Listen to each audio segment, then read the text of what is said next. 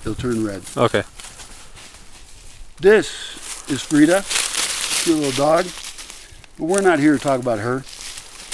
We're here to do something really important. And that is to evaluate a piece of land and wonder what is the ideal use for it. This is a thing most people don't think about. Most people are thinking when they have land, how can they profit the most from it? How can they take the most? In this case, we're going to think about it in this climate, what climate zone it's in, and we're going to think, how can it be ideal for biodiversity, for human use, because we want to maximize human use so that humans will protect it rather than destroy it. Now, in this case, it's, I guess the distinguishing attribute is a ravine. There's a big ravine that goes through it. It's not super deep, and it changes along it. It's some meters long. This is from somebody's property, right? That they want to protect. They have good values. And so their goal isn't to just harvest all the wood and make as much housing as possible or maximize their profit. Their goal is to make it be really cool because they might want to live here for decades or the rest of their life. They're looking at the actual values of land in a bigger sense, not just a monetary sense. Not that making money is bad, but I think there's ways to combine those two. So maybe it's 100 meters, I don't know. It's steep in spots. It starts down there. Now we'll start with the bottom in our evaluation of this. And my hope as you listen to this is that you translate the values that I talk about and the design rules and concepts I talk about into whatever piece of land you're evaluating. Your piece of land or your friend's piece of land.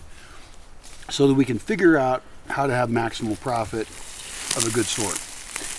The bottom part of the ravine drops off heavily. So that's a interesting attribute. The places you could cross the ravine, which when you have a big ravine across a huge landscape like this, that matters. Where are your crossing points going to be and how does that serve people? Now, we don't necessarily want to put a road through this, even though it might be a good spot, because that would change the entire nature of use of the land. It would change, it would have a bunch of people traveling through it, or cows coming through, or who knows what. It would reduce privacy. So that might not be a greatest idea, even though if you look at a big barranca on a long hillside, we're going to have to pick out spots to do that.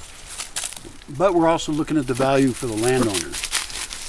That person's experience and the value of the land long term. So let's rule that out for now, but understand that, hey, shut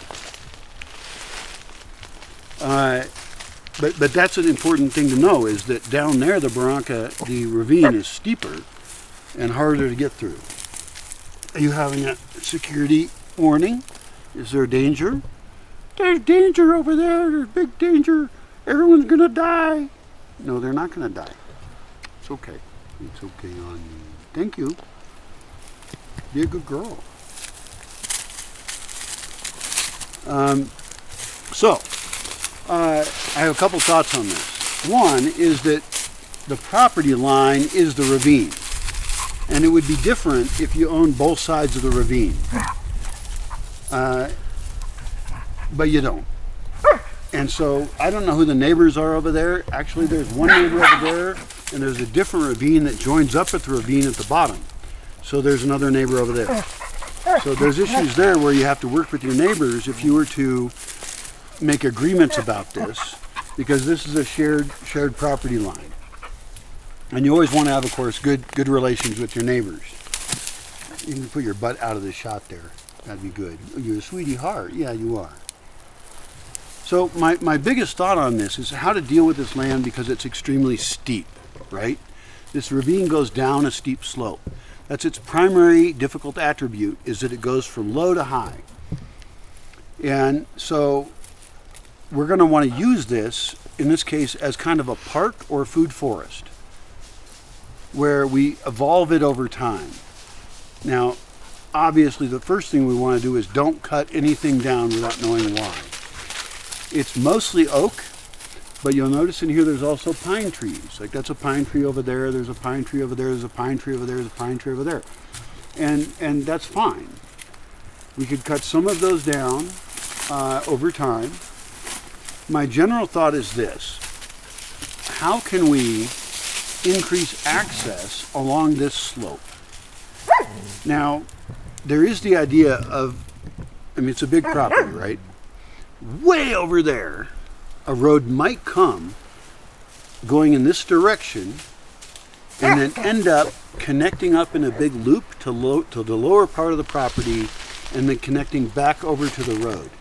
That would increase the value of the property immensely and would open up opportunities on that part of the land.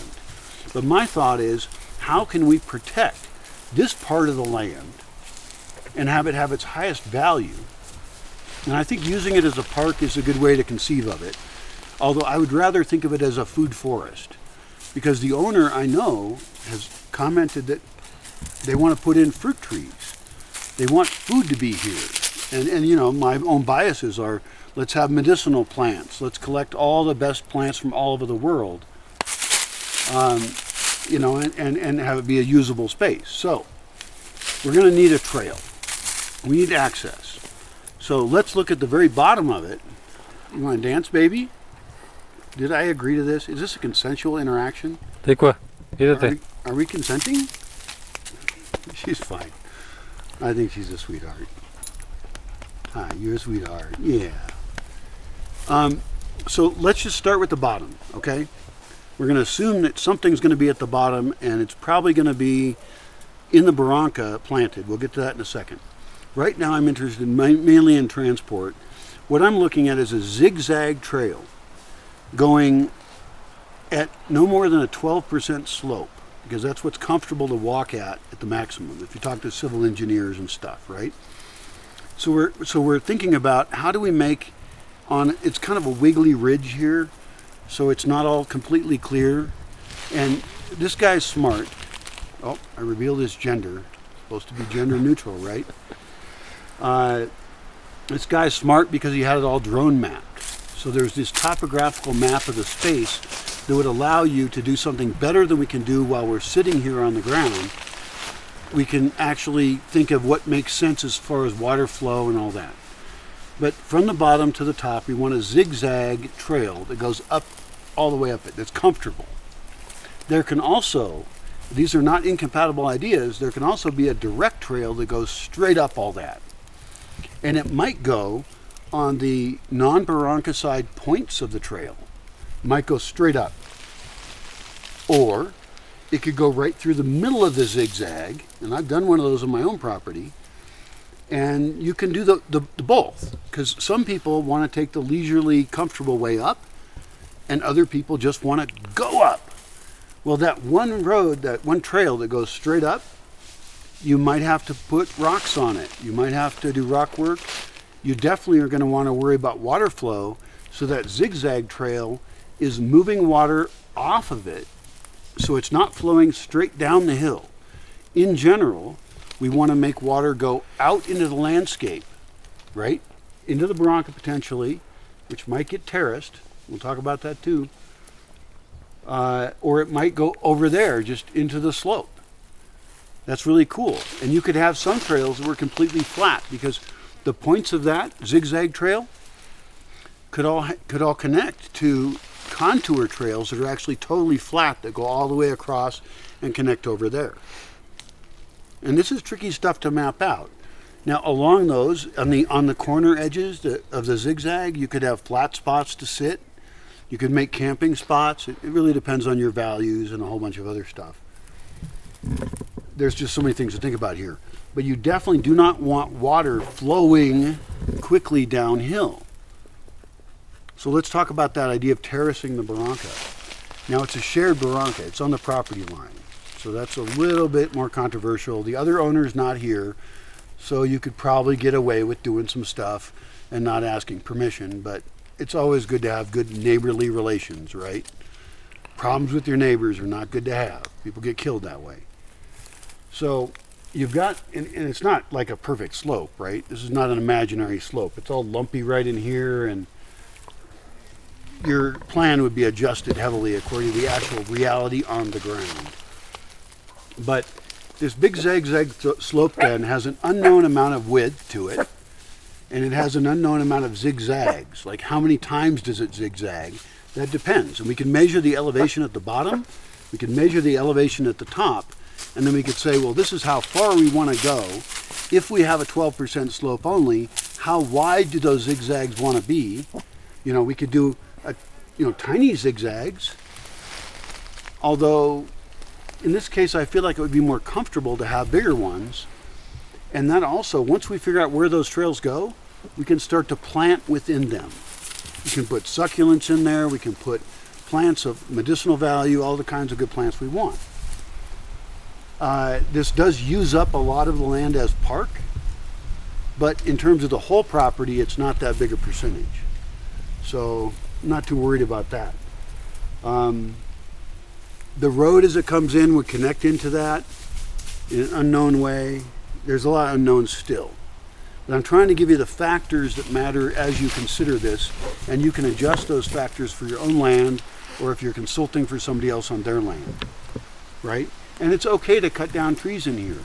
But one of the goals is to have places that are microclimates.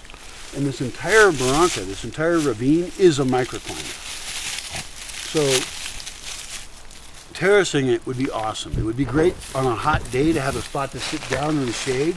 I'm pretty sure that the lower part of the barranca, without having walked it, the lower part seems like it's shallower and the upper part seems steeper. That steeper spot might actually be way better for shade. And so you could actually plant hedgerows around it that would increase the shade up there.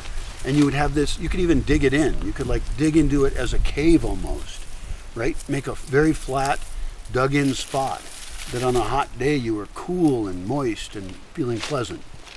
So I'm not trying to say there's one thing you should do with it, but these are the factors you would think about.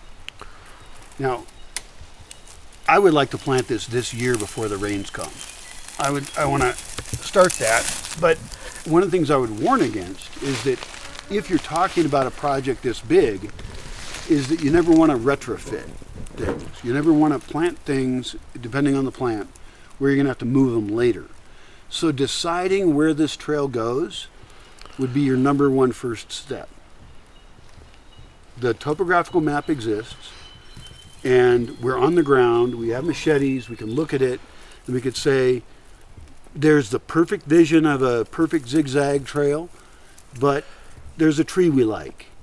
So we're not going to mess with that tree. We're going to change the plan. And that's okay. You know, people already have to walk up and down in it anyway. And so it's okay if it's a little bit higher, steeper here. It's okay if parts of it are level. Level trails are great. And then we're going to put flat spots over there for a little picnic spot. Maybe there's a secret hidden, fire, circle for your magic, ritual, cool shit. Whatever you're into. So we got the top, the bottom. We have to think about the neighbors. The lower neighbor doesn't matter. There's an orchard down there and a very steep barranca. So this side doesn't matter. However, the other neighbor might have thoughts about that, and this neighbor over here certainly does. So you never want to piss your neighbors off with that. The top part, there's another neighbor. Probably doesn't matter to that person either, especially if the barranca is steeper. And they haven't even thought about the barranca yet because their house is way over there, far, far, far. They probably haven't thought about the barranca at all, but they should. And they should pay me to consult for them. Advertisement. What else? Once we know where the trail goes, even before it's built, we can start to put in other kinds of trees that might just liven it up. Maybe they flower parts of the year. Maybe we're trying to feed, wildlife, birds, bees, etc. Maybe there's opportunities in here we haven't noticed because we haven't walked every bit of it. And we need to take a GPS and look for details that our topographical map doesn't show us. Maybe there's cool rocks somewhere. I don't know. But I'm suggesting a pretty big Z pattern, pretty wide Z pattern. because it's such an unusual part of the land. And you could still do other things with other part of the land. It's not a shortage of land, and that's better. To design a small lot, you have to maximize use and be particular. Here we have the luxury of saving the trees that are amazing, killing a few of them. I mean, there's some pines in here we could just take out over time and use them for art or firewood or building, whatever their best value is. What am I forgetting? Hedgerows, security. There are plants we can plant in here like agaves or teocotes that we can graft onto later and put fruit trees. We could make a barrier that actually takes this entire park and barriers the rest of the land off from it. And that could be great for wildlife. It makes this a different space. We could also plant some stuff on the other side of the ravine, on the other person's property. That would be like guerrilla gardening. That's not very nice, is it? You should know your neighbors, but if you put some, agaves over there, and who knows how they showed up. I'm not suggesting to landscape your neighbor's land, but you could wonder about how it's shaped and what it is, and the ideal would be to work with them on that total design. But nobody's going to kill you if you stick a couple plants over there. People like flat spots. We talked about that, where even though we've got this zigzaggy trail, on the corners of it there's flat spots. At the very bottom of it, I would be tempted to dig a lot next to it and fill it in, since it cliffs off at the end, right? It just goes down. To keep water from flowing down it so quickly, fill in the lower barranca as much as possible in a subtle way so that you can plant more stuff. In fact, one of the coolest ideas I can tell you in this video, which is almost over, hang in there, is to put in cuttings. There's something I call direct in-ground cuttings, where you take a cutting of a plant and during exactly the rainy season, you put it right in the ground, and it's just a little shadier in here, and you got a little softer dirt, and that plant, let's say it's a rosemary, right? Or many other types of plants that might have a hard time to exposed, but you've got nice soft dirt. Maybe you've even amended it or improved it a little bit. You don't have to do that much work. But then that cutting, a piece of a plant you cut off brutally, brutal. And maybe you put rooting hormone on it, put it right in the ground. It's the rainy season and it barely survives. It puts out a tiny bit of roots. It barely survives during the dry season. The next year, it grows a little bit more. Now you've got a plant. Maybe you wait 3 years, it depends on the plant, and you can dig it up and you can move it to another spot. You have a natural vivero, natural nursery that grows your cuttings for you. This is without bottles. This is without having to water it ever. This is without pots. That's low-tech, lazy way of having these plants spew out of your ravine to fill the entire rest of your property. I think that's a smart way to think of it. Am I forgetting things? Feel free to comment. It's a special spot. Your spot's different. Your climate is different. Your goals for your plants are different. Your social goals are different. But for here, this is my suggestions. Increase the value for humans, increase the value for plants and wildlife, and nobody's going to destroy this piece of property to just cut it down. Good luck with you on your land development.